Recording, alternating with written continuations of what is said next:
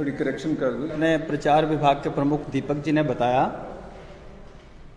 कि अपनी राष्ट्रीय स्वयंसेवक संघ की यह जो अखिल भारतीय प्रतिनिधि सभा है, सबसे सर्वोच्च जो निर्णय करने वाली जो अपनी सभा होती है,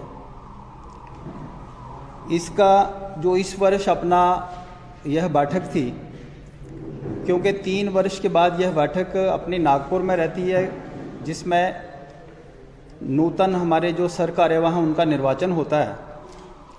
परंतु हम सबको ज्ञात है कि इस कोविड महामारी के कारण और जिस प्रकार से नागपुर में कोरोना केसेस की संख्या बढ़ रही थी, तो इसका स्थान इस बार जो है अपने कर्नाटक के बेंगलुरु में जो है वो निश्चित हुआ। 19-20 मार्च को यह कर्नाटक बेंगलुरु में यह अपनी बैठक संपन्न हुई। सामान्यतः पूरे देश से इसके अंदर लगभग 1500 से ज़्यादा प्रतिनिधि जो है वो सम्मिलित रहते हैं, परंतु इस कोविड के कालखंड के कारण इस संख्या को भी जो है सीमित कर दिया गया था और कम करके ये 532 संख्या उसमें ऐसा अपेक्षित थी पहुंचनी, और 488 के करीब जो है संख्या इस अपनी बैठक में उपस्थित रही। इस बैठक में अपने पूजनीय सरसंघ चालक डॉक्टर मोहन राव जी भागवत और समस्त अखिल भारतीय जो अधिकारी हैं वो उपस्थित रहे। अपनी इस बैठक में वर्तमान के ऊपर की जो परिस्थितियां हैं उनके ऊपर विस्तृत जो है चर्चा हुई, और जो कार्यकर्ता इसमें अपेक्षित जो वहाँ प्रत्यक्ष रूप से नहीं पहुँच पाए, अपने अपने प्रांत के केंद्र पर रहकर और आभासी पद्धति द्वारा वह सब लोग इस बैठक में जुड़े रहे। समस्त विषयों के अतिरिक्त कोरोना की महामारी पर भी विस्तार पूर्वक चर्चा हुई, और इस बैठक में ये आशा व्यक्त की गई कि भारत जिस प्रकार से एकजुट होकर खड़ा हुआ है, हम शीघ्र ही इस महामारी से जो है बाहर निकल पाएंगे। साथ ही शासन प्रशासन के साथ धार्मिक और स्वयंसेवक संस्थाओं ने जिस प्रकार से एकजुट होकर एक वेतनभोगी कर्मचारी के नाते नहीं, परंतु सेवा भाव से इस समस्त कोरोना कालखंड के कार्य को किया, अखिल भारतीय प्रतिनिधि सभा ने उसको भी एक बहुत बड़ा सराहनीय जो है प्रयास बताया। बैठक में पूजनीय सरसंघ चालक जी का मार्गदर्शन प्राप्त रहा और माननीय सर कार्यवाह भैया जी जोशी ने इसका संचालन किया। और जैसे कि मैंने पूर्व में कहा कि इसमें अपने नूतन सर कार्यवाह उनका चुनाव हुआ और माननीय दत्तात्रेय होसपले जी संघ के नए सर कार्यवाह के नाते चुनेंगे। इसके अतिरिक्त अपनी इस बैठक में पूजनीय सरसंघ चालक जी का प्रवास और संघ की जो गतिविधियां हैं, संघ का जो कार्य है, उसका लेखा जोखा भी जो है वो प्रस्तुत किया गया। और इसके अतिरिक्त 2 इसमें प्रस्ताव भी जो है वो पारित किए गए। अपना शाखा का कार्य कैसा है उसका वृत्त अखिल भारतीय स्तर पर जो उसका भी प्रतिपादन हुआ, और अपने प्रांत की जो स्थिति है अपनी संघ कार्य की, उसका भी लेखा जोखा वहाँ प्रस्तुत हुआ। आपके सामने मैं थोड़ा सा अखिल भारतीय स्तर पर जो संघ की कार्य की अभी स्थिति है और अपने जम्मू कश्मीर प्रांत हैं उसके बारे में थोड़ा सा उल्लेख करता हूँ। देश भर के अंदर 6495 खंडों में से 85% के अंदर संघ का कार्य है, और ऐसे ही यहाँ अपने मंडल रचना है। 58,500 मंडलों में से 40% में संघ की प्रत्यक्ष शाखा है, और 20% ऐसे मंडल हैं जिसमें अपना स्वयंसेवकों द्वारा वहाँ संपर्क है। आने वाले 3 वर्षों में अपना कार्य प्रत्येक मंडल स्तर तक पहुँचे, इसके ऊपर विशेष रूप से बल दिया गया, क्योंकि 2025 में अपने संघ के 100 वर्ष जो है शताब्दी वर्ष है। इस समय तक प्रत्येक मंडल स्तर तक अपना कार्य पहुंचे, इसके लिए विशेष चर्चा और ऐसा प्रयास रहे, इस पर भी विस्तृत चर्चा हुई। जहां तक अपने जम्मू कश्मीर प्रांत का इस संदर्भ में, यहाँ अपनी इस समय कुल शाखाओं की संख्या 352 है और इसके अतिरिक्त लगभग 160 स्थानों पर अपने साप्ताहिक मिलन और 191 स्थानों पर संघ की एक मासिक मंडली, जिसको हम कहते हैं मास में एक बार, ऐसा जो है अपने प्रांत के अंदर है। जैसे मैंने पूर्व में कहा कि अपने इस अखिल भारतीय प्रतिनिधि सभा के अंदर 2 प्रस्ताव जो हैं वो पारित किए गए। प्रतिनिधि सभा के समक्ष ये 2 प्रस्ताव आए और सर्वसम्मति से यह प्रस्ताव पारित हुए मान पर। और दूसरा प्रस्ताव इस कोविड महामारी के दौरान जिस प्रकार से भारत की एकजुटता का, भारत ने एकजुट होकर खड़े होकर इसका संघर्ष का, इस कालखंड का सामना किया, इसके ऊपर जो है वह प्रस्ताव हुए। श्री राम जन्मभूमि के संदर्भ में अखिल भारतीय प्रतिनिधि सभा ने जिस प्रकार से माननीय सर्वोच्च न्यायालय का यह सर्वसम्मत निर्णय आया और संपूर्ण समाज ने उसको एक स्वर से स्वीकारा और समाज के सभी वर्गों और राजनीतिक दलों द्वारा एकमत होकर इसका समर्थन किया गया, इसके लिए भी जो प्रतिनिधि सभा ने सबके प्रति आभार व्यक्त किया। इसके अतिरिक्त मकर संक्रांति से प्रारंभ होकर माघ पूर्णिमा तक जो पूरे देश के अंदर राम जन्मभूमि निधि संग्रह का अभियान चला, उसको भी अखिल भारतीय प्रतिनिधि सभा ने एक ऐतिहासिक जो है संपर्क अभियान जो है ऐसा माना है।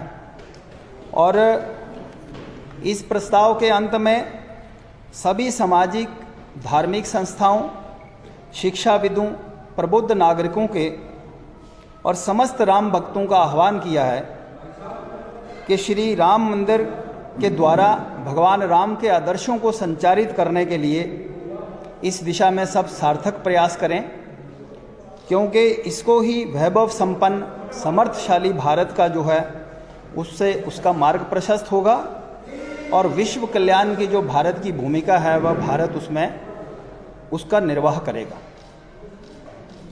दूसरा प्रस्ताव, जैसे मैंने कहा कि कोविड महामारी को लेकर, वह रहा कि कोविड महामारी के सन्मुख खड़ा एकजुट भारत।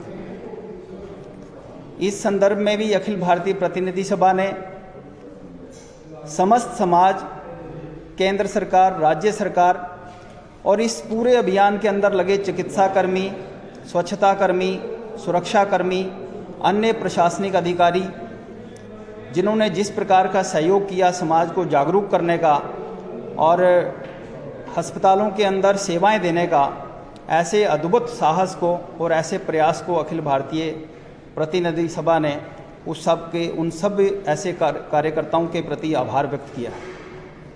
और जिस प्रकार से भारत ने वसुदेव कुटुंबकम का जो है उसको सार्थक करते हुए पूरे विश्व के अनेक देशों की सहायता की, चाहे वह हाइड्रोक्सीक्लोरोक्विन टैबलेट्स हों, चाहे वो पीपीई किट, मास्क का वितरण हो, चाहे उसके पश्चात जो अब स्वदेश के अंदर निर्मित वैक्सीन हो, संपूर्ण विश्व के अंदर इस प्रकार भारत का एक प्रतिष्ठा बढ़ी है और सभी देशों ने इसको स्वीकारा भी है।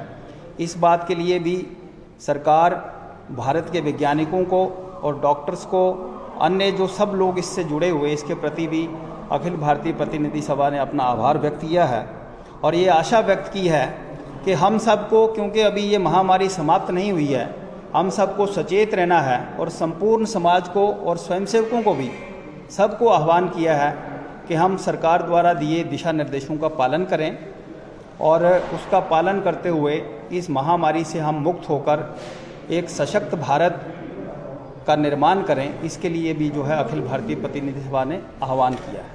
कोरोना काल में जो सेवा कार्य देश भर में हुए हैं उसके बारे में बता रहा हूँ। सारे देश भर में संघ के 5,60,000 स्वयंसेवक इस कार्य में, सेवा कार्यों में जुटे। कोरोना के कारण निर्मित आपदा में समाज की सहायता के लिए पहले दिन से ही देश भर में स्वयंसेवक सक्रिय हुए। जैसे बाढ़ और भूकंप में सेवा कार्य होते रहते हैं, लेकिन वो सेवा कार्य से अलग होते हैं। अभी जो संक्रमण था कोरोना का, तो उसमें एक अपनी जान को हथेली पे रख के, अपने आप को रिस्क में डाल के संस्थकों ने जो ज़रूरतमंद थे उनकी सहायता की, और जो इससे जो ग्रस्त रोगी थे उनकी भी सहायता की। तो कोरोना काल में संस्थकों ने देश भर में 92,656 गांवों व नगरों में सेवा कार्य किए। इसमें 5,60,000 कार्यकर्ता सक्रिय रहे, 73 लाख राशन किट वितरित किए गए, 73 लाख, और 4.5 करोड़ लोगों को भोजन पैकेट वितरित किए गए, 90 लाख मास्क का वितरण हुआ, 20 लाख जो प्रवासी लोग थे जो अपने राज्य से बाहर दूसरे स्थानों पे यहाँ पे रह रहे थे, दूसरे राज्यों के अंदर, उनकी सहायता की गई। और जम्मू कश्मीर में भी ये काम हुआ, जो इसका ही भाग था, जो अभी तक आंकड़े बताए हमने, लेकिन जम्मू कश्मीर के उसके आंकड़े अलग से भी बता रहा हूँ आपको। यहाँ पर 2,902 गाँव में, लगभग 3,000 गाँव और नगरों में कोरोना काल में 1,97,770 भोजन के पैकेट ये बांटे गए, लगभग 4,500 सैनिटाइजर बांटे गए, 1,36,562 मास्कों का वितरण किया, 58,716 राशन के किट बांटे गए, यानी बिना पकाए भोजन की व्यवस्था, और 3,490 लोगों को काढ़ा, जो आयुष काढ़ा था, जिससे रोग प्रतिरोधक क्षमता, इम्यूनिटी बढ़ाने के लिए था, आयुर्वेदिक काढ़ा, ऐसे जड़ी बूटियों को मिक्स करके यहाँ तैयार किया गया और वो बांटा गया। 510 पीपीई किट्स, शुरू में प्रारंभ में जब ये कोरोना महामारी यहाँ आई तो अस्पतालों में स्टाफ के लिए पीपीई किट्स नहीं थी, तो नर्सेज और डॉक्टर्स ऐसे पेशेंट्स का उपचार करने के लिए डर रहे थे। उनके पास N95 मास्क की शॉर्टेज थी, पीपीई किट्स नहीं थी। तो उस प्रारंभिक समय के अंदर ये हमारी 510 मेडिकल पीपीई किट्स जो थी, ये उनके बहुत काम आई। यहाँ जम्मू के मेडिकल कॉलेज में भी हमने पहले दिन ही हमने ये किट्स उनको उपलब्ध कराए, और फिर ऐसे ही दूसरे अन्य डिस्ट्रिक्ट हॉस्पिटल्स में भी जाकर वहाँ भी जो वहाँ के स्टाफ थे उनको पीपीई किट्स प्रदान की। इसके अतिरिक्त कुछ स्थान जो सार्वजनिक स्थान थे उनको सैनिटाइज किया हमारे कार्यकर्ताओं ने, सैनिटाइज़र अपनी पीठ पर लेकर, और इस सेवा के अंदर कई लोगों का तो उस सैनिटाइज़र के कारण पीठ पे जख्म हो गए, यानी इतनी अपनी जान की उन्होंने परवाह नहीं की कि वो सैनिटाइज़र भी लीक करता रहा और उनकी अपनी पीठ भी जख्मी हो गई। उसकी परवाह किए बिना उन्होंने 4,284 स्थानों पर सैनिटाइजेशन का काम किया, 24,794 परिवारों को सहायता की,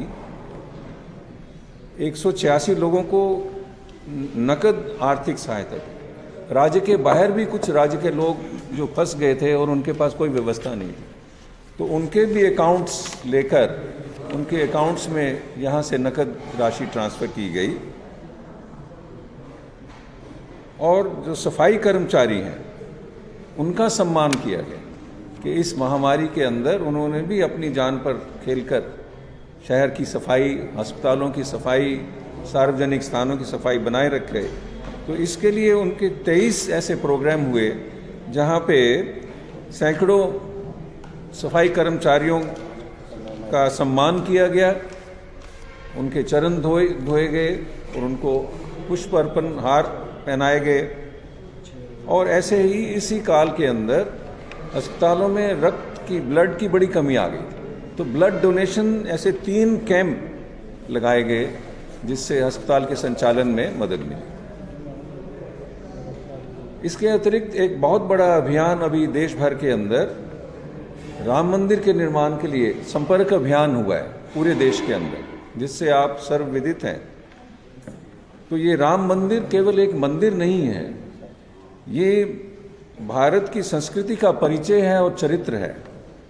अभियान के तहत स्वयंसेवक ने 5,45,737 गांव और नगरों में जाकर लगभग 20 लाख कार्यकर्ताओं ने, जिसमें समाज के लोग भी सम्मिलित हुए, तो 20 लाख कार्यकर्ता तो संघ के थे, इस अभियान में लगे रहे और अभियान के तहत 12,47,21,000 परिवारों से संपर्क किया। तो यानी प्रति परिवार अगर आप 5 सदस्य भी लगाएं तो इसको आप 5 से मल्टीप्लाई कर सकते हैं। इस 12.5 करोड़ को 5 गुना आप कर सकते हैं। इतने लोगों से संपर्क हुआ और उन्होंने योगदान किया। अभियान में संपूर्ण देश में भावनात्मक एकता का अनुभव हुआ। अनेक ऐसे उदाहरण आए कि जिन्होंने लोगों ने अपनी क्षमता से बढ़कर राम मंदिर के निर्माण के लिए सहायता की। ये अभियान 44 दिन चला। जम्मू कश्मीर में भी अभियान 44 दिन चलता रहा, देश भर में भी चला। तो जम्मू कश्मीर में 21,331 ऐसे संघ के स्वयंसेवकों ने जम्मू कश्मीर में इस अभियान में ये समय दिया और 4,693 गांवों और नगरों में 6,37,098 घरों पर जाकर संपर्क किया। तो लगभग 6.5 लाख घरों में गए और इस दौरान समाज ने 17 करोड़ रुपए से अधिक की निधि श्री राम मंदिर के अभियान में समर्पित भी की। तो ये 2 विषयों पे मैंने आपको जानकारी दी। बाकी मैं डॉक्टर विक्रांत, प्रांत कार्यवाह, राष्ट्रीय स्वयंसेवक संघ जम्मू कश्मीर। आज की अपनी ये जो प्रेस वार्ता में जो अभी 19-20 मार्च को अखिल भारतीय प्रतिनिधि सभा जो कर्नाटक बेंगलुरु में संपन्न हुई, उसके विषय में वहाँ जो संघ की विस्तृत चर्चा हुई और अपने बीच में पूजनीय सरसंघ चालक जी पूरे समय रहे और इसका संचालन माननीय भैया जी जोशी जो सर कार्यवाह जी ने किया। और इस वर्ष जो नए सर कार्यवाह जी का चुनाव भी था तो उसमें माननीय दत्तात्रेय होसबले जी संघ के नए सर कार्यवाह के नाते चुने गए। इसके अतिरिक्त इस प्रतिनिधि सभा को क्योंकि सीमित कर दिया गया था कोविड के कारण, तो ये नागपुर के बजाय यहाँ कर्नाटका में बेंगलुरु में हुई और इसमें जो है अपने 1/3 प्रतिनिधि ही भाग ले पाए, बाकी लोग अपने अपने प्रांतों से जुड़े थे। और इसमें बाकी जो संघ की आगे संघ कार्य के विस्तार की चर्चा और उसके अतिरिक्त जो है आगामी 3-4 वर्षों में संघ किस प्रकार से मंडल स्तर तक काम पहुँचे उसके बारे में विस्तृत चर्चा हुई। तो 2 प्रस्ताव इसके अंदर पारित किए गए। एक श्री राम मंदिर निर्माण के लिए श्री राम मंदिर निर्माण भारत की अंतर्निहित शक्ति और एक कोविड महामारी के दौरान भारत किस प्रकार से एकजुट खड़ा रहा, इस विषय को लेकर जो है 2 प्रस्ताव पारित किए गए। और प्रतिनिधि सभा ने ऐसे सब लोगों का जिन्होंने इस कोरोना कालखंड के अंदर अपने जान की परवाह किए बिना इस समाज के अंदर सेवा का कार्य किया और कई लोगों ने अपने प्राण न्यौछावर करके इस देश समाज हित काम किया, उनके प्रति आभार व्यक्त किया, उनको श्रद्धा सुमन अर्पित किए। और राम जन्मभूमि मंदिर जो निर्माण की प्रक्रिया जो माननीय सर्वोच्च न्यायालय के सर्वसम्मत निर्णय द्वारा हुई, उसके बाद तमाम देश के अंदर सामाजिक धार्मिक संस्थाओं का, तमाम ऐसे राम भक्तों का आह्वान किया है कि हम भगवान राम के आदर्शों और चरित्र को पूरे समाज के अंदर संचारित करें, क्योंकि उसी के माध्यम से एक वैभवशाली संपन्न भारत खड़ा होगा जो कि पूरे विश्व के अंदर अनेक समस्याओं का और वसुदेव कुटुंबकम की कामना की निर्वाह करते हुए जो है इस जगत के और विश्व के कल्याण का भी कारण बनेगा। ऐसा आह्वान और ऐसा जो है आशा जो है प्रतिनिधि सभा में व्यक्त की गई। शुक्रिया।